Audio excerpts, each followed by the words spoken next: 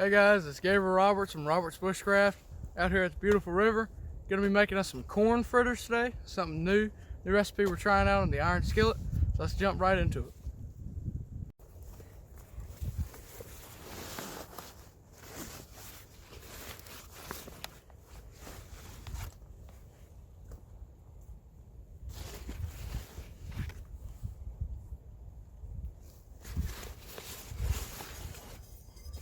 This is a cast iron skillet that I've restored. This is my great grandma's old skillet. Smooth bottom, really nice one. It's a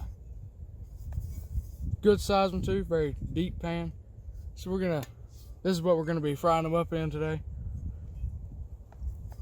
Ingredients that you're gonna be needing. I got a little list here, and we'll show these on the screen here when we go over to the campfire. But got all my ingredients that we're going to be needing to cook this up with. So I'm going to get all these unpacked and we'll head on over to the campfire. Going to eventually do the buckle mod to this Alice pack. Inside today, a few basic items we're going to be needing. I always like to carry with me a good old pair of leather gloves, and inside here, just for extra battery backup, I have an anchor. This one is I don't want to say it was a 10,000 milliamp. 10,000 milliamp, I believe that's what that says. So that always comes in handy out here. And one thing we always get a big kick out of when we come out to the river is the bad luck other anglers always experience. They're either losing tackle, losing some kind of lure, something. So we're always picking up hooks, weights, line, all kinds of stuff. So this was today's first find. Also in here I keep my truck keys, paracord, charging cord, things of that nature. Now the waterproof bag that I'm using inside this Alice pack is the AquaQuest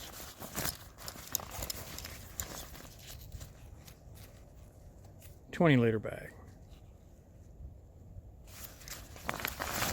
And as with any waterproof bag inside your backpack, when sealed properly, you've got a personal flotation device.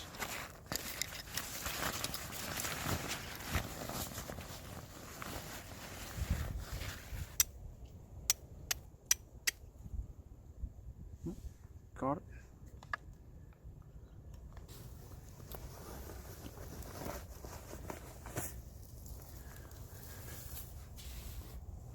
You can see it's starting to catch up.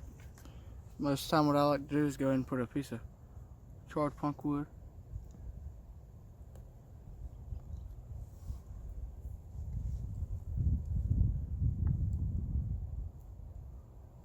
now that I got that caught up.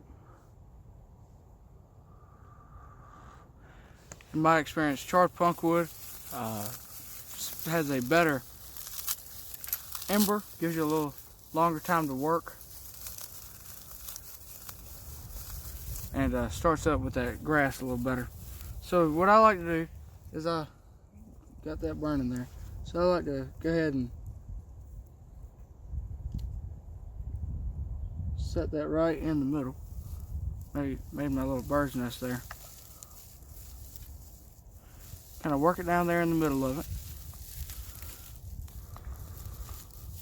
And start blowing it.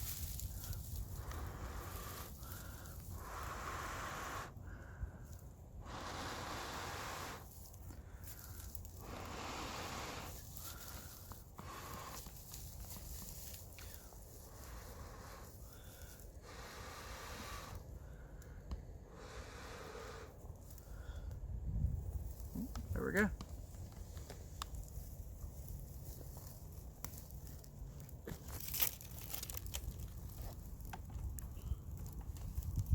Now, one of the biggest tricks to fire making is having your kindling already cut before you start making the fire. And this is of course what we did. We had it sitting right over here to the side.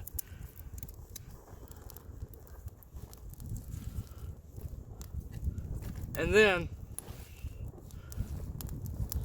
also the kindling, if it's dry, of course that always helps. But definitely having a cut before you start is one of the big keys. Because if right after I had started that fire up with the grass, if I were to start trying to cut and process wood up as I did that, my fire would be out right now. Alrighty, so over here about to prepare everything for the corn fritters.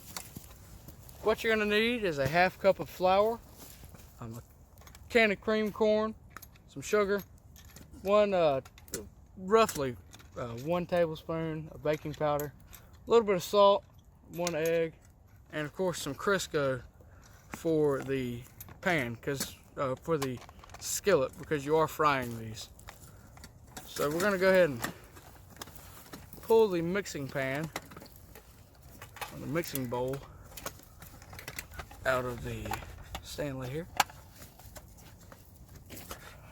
Now of course you could use any mixing bowl for this.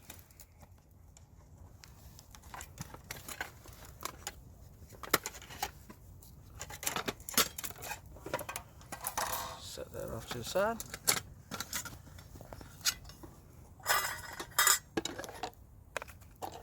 And we will be using the spatula that comes with this.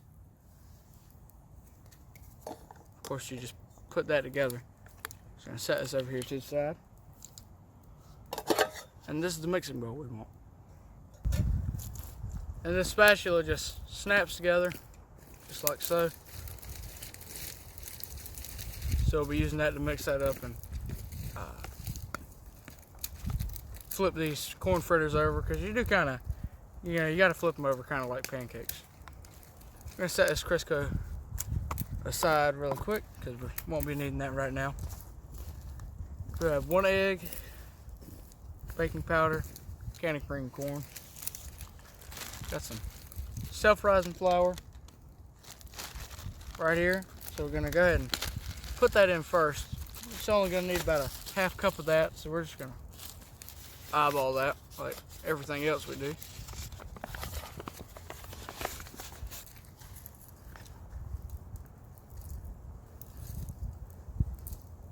That'll be somewhere about half cup.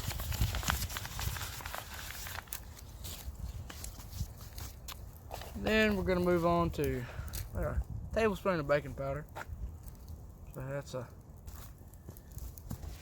Alright, that's good. Moving on to 1 egg.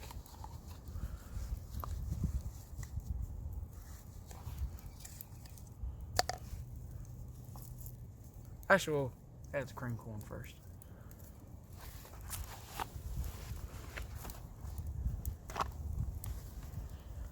Got my spoon and my spork there.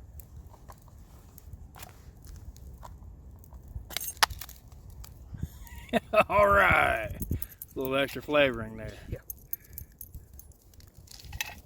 Tell you what, we're going to pause and get out of the smoke and mix this somewhere else. All right, got my good old P38 John Wayne can opener here. Cream corn, regular old Walmart brand. What you do is you hook that little lip right there on the edge. Using your whole hand, you just line it up. You just press it down. And you go around the whole can, just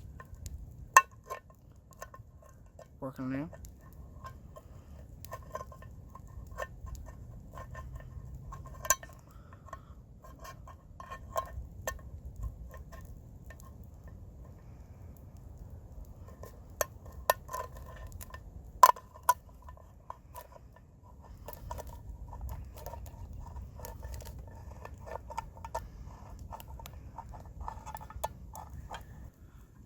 Got about halfway with the can opener, and we'll just pry it open with a knife.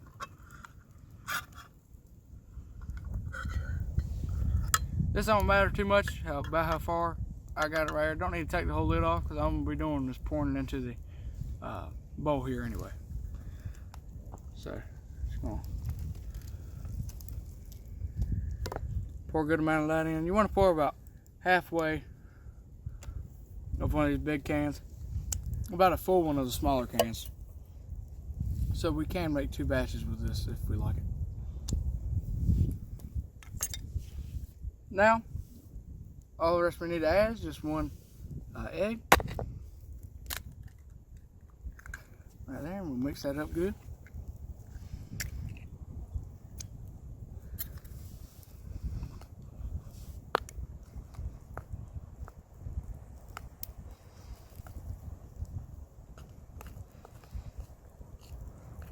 You don't need to add any water or anything because the juices and egg from the cream of corn, I'm trying to get my words there, from the cream corn are enough to... Enough moisture. Yeah.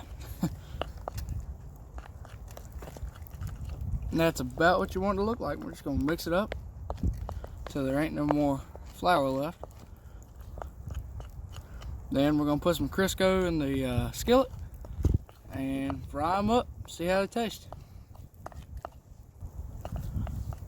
So we added a little bit more flour in the bowl here, and we mixed it up till we didn't have any more dry flour on the sides there at the bottom.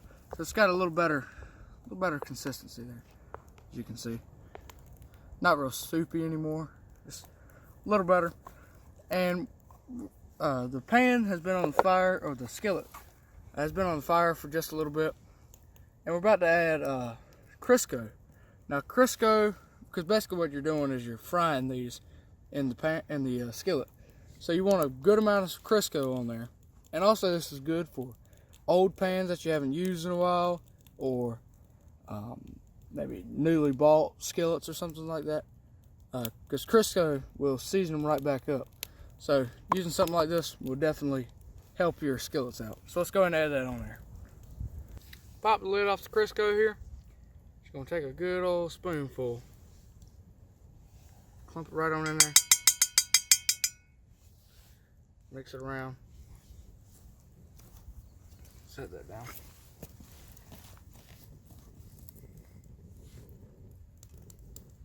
Now you do want a good amount like I just put in there, because you're going to be, I'm going to get out the smoke here, bring it on over, because you are going to be frying this. Alright, so Crisco on, and the way to see if your oil's ready or not, put a tiny bit of batter in there, see if it starts bubbling up all around it. That's a really easy way to check and see if it's done or not, or if your oil's ready.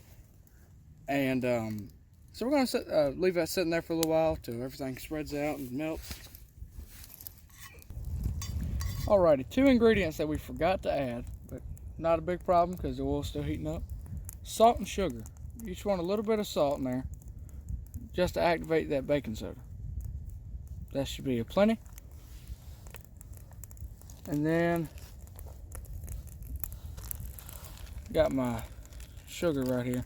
I'm gonna take a good old scoop of that because the way it sounds like it's supposed to be more of a sweet kind of treat. So I'm gonna go ahead and I'm gonna set this down for just a second, but I am adding sugar.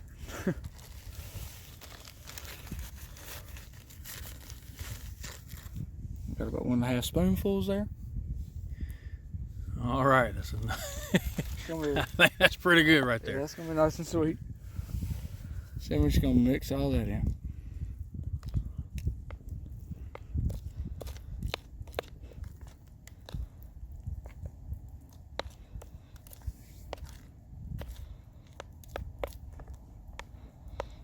All right. Now over here on the pan, see, it's starting to smoke a little bit. So what I'm gonna do is I'm gonna take a little spoonful of batter. That is plenty of hot. So that's about what you want right here. That's exactly the sound you want. Can you So we're going to start adding batter in, because as you can see, it might be a little too hot. Yeah, looks a little too hot. All right, so we got to move this away from the fire a little bit. Okay, so we had to move the frying pan over just a little bit, and now we're gonna try these fritters again. Alrighty. So now that is actually what you want. You want it just to, you don't want it to be instant black. Right, you don't want instant char. Oh man. You can dump those right on top of those little. Yep. There you go.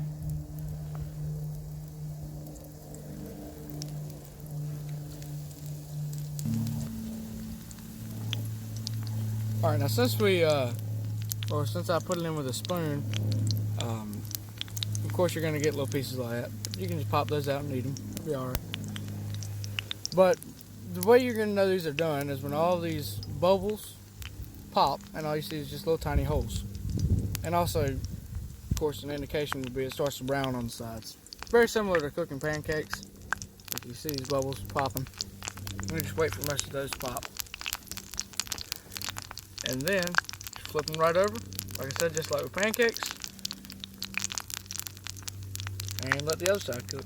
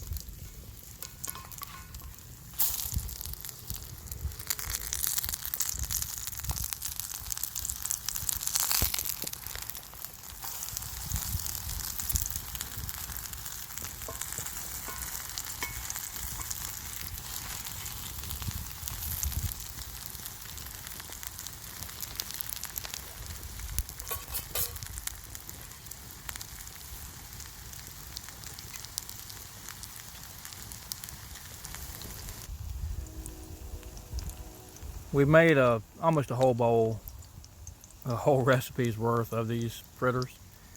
We're trying to get some video of us eating them, but we can't. As soon as we pull them out of the grease, we're eating them. So we're trying to use some restraint on this one so you guys can see what these things look like. And they're absolutely delicious. If you've never tried them, it's an easy recipe. Really the hardest part is trying to regulate the temperature of the grease over the coals. That takes a little work, but once you get it, you get your grease right, and you get your, when all the stars align, these things fry up just right, and they're absolutely delicious.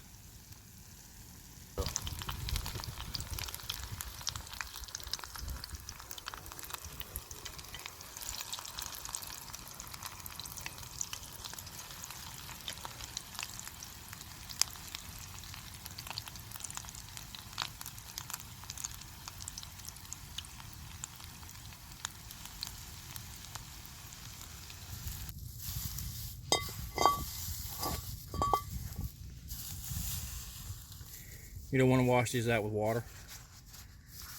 Best thing to do when you finish cooking, if you don't have any paper towels or anything like that, you just use this prairie grass.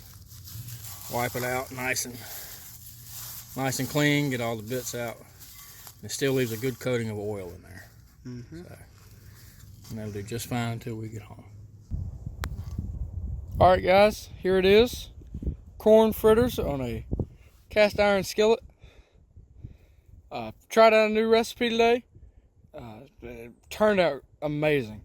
These things are absolutely, like I just said, amazing. These things taste awesome. Although you probably couldn't make a meal out of these all by itself, they could definitely go along with really anything. You could sweeten them up, make a good dessert, have them a little more salty, have them kind of almost like cornbread in a way. Kind of how you would use that, but kind of versatile, so you can use it either way. We took some of the prairie grass and put it in the Stansport cook kit. Just kind of help soak up some of the grease that's draining off. To drain these off, actually, is really what we're trying to do. And it looked like it worked fairly well. So we're going to give these things a shot. Break it in half. And that's what she looks like. Oof. Look at there. Either one. Yeah, you can have that one. This is not the healthiest thing in the world to eat. It's fried in Crisco. Heard it done in bacon grease. I fry pancakes in bacon grease, and I love that. So, but these are absolutely delicious. Mm-hmm.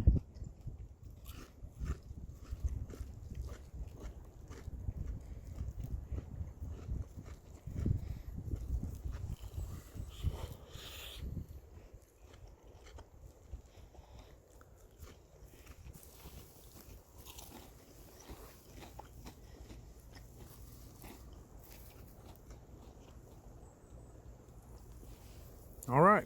We thank you for joining us today on this sunny March afternoon, frying up corn fritters and Crisco. Thank you for joining. We'll have the recipe down in the description box below. Really super simple, almost impossible to mess up unless you put too much heat under your pan and they burn instant. That was, quite honestly, I've never seen that before. That's a pretty neat trick. But if there's a way to do it, Gabriel's going to find a way to do it. So thank you for joining us today. Be sure to like, subscribe, comment, visit our website, robertsbushcraft.com. And God bless.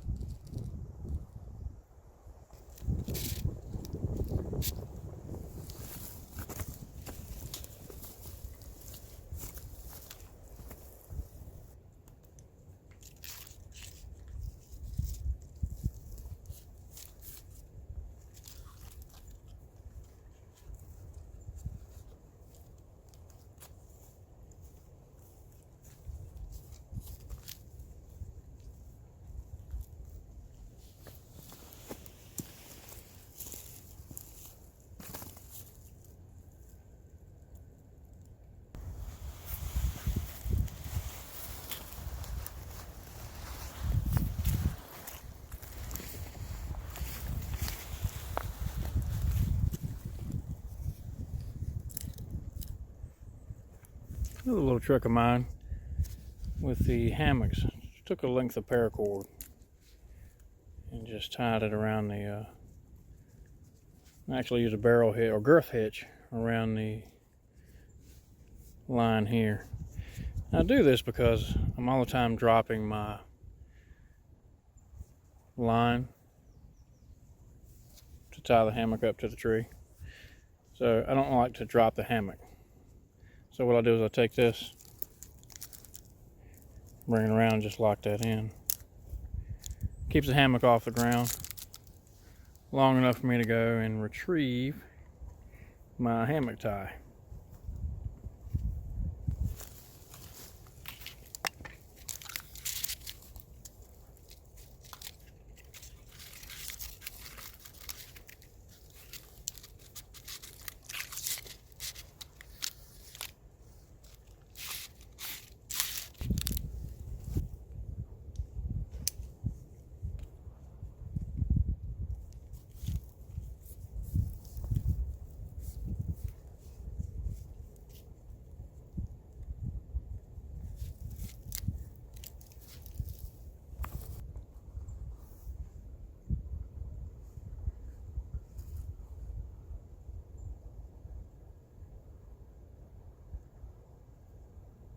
This is one of my favorite places to be.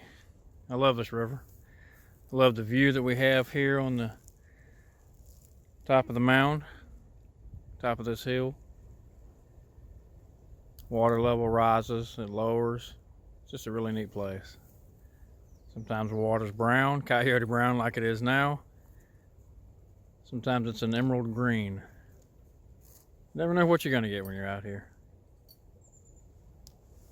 This is going to be my view for today.